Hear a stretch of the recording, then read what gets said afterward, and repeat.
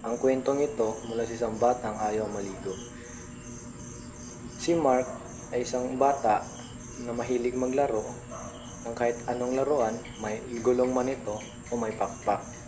Pero ang problema, ayaw na ayaw ni Mark na maligo dahil ito daw ay nakakaksaya sa oras. Dahil mas madami pa daw ang laruan at makakalaro ng maayos si Mark sa pagliligo.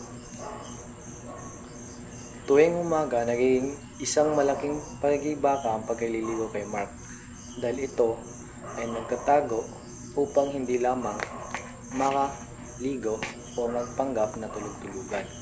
Ang kanyang ina naman ay paulit-ulit na nagpaalala pero tila ba bingi ang kanyang mga tenga sa mga pakiusap. Isang araw habang naglalaro si Mark ng kanyang mga laruan, napansin niya na kanyang mga robot ay medyo malikabok na, maputik, pati na kanyang mga aeroplano ay mukhang madumi na. Biglang naisip ni Mark kung ang kanyang mga laruan ay kailangan malinisan. Naisip niya nga baka kailangan niyang malinisan ang kanyang sarili.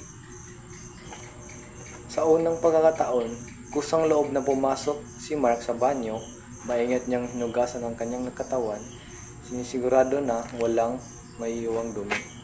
Pagkatapos naligo, naramdaman niya na presko at malinis ang pakiramdam, para bang may bagong buhay na niyang natagpuan. Mula noon, masaya na ng pagligo si Mark, hindi niya nagtatago o nakunwari na tulog. Tuklasan niya na ang pagiging malinis ay hindi lang nakakagaan sa loob at sa pakiramdam, nakatulong din ito sa mas maayos na kanyang paglalaro.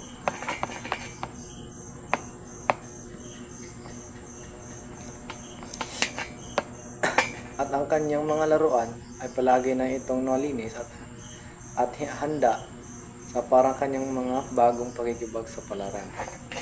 Yun lang po.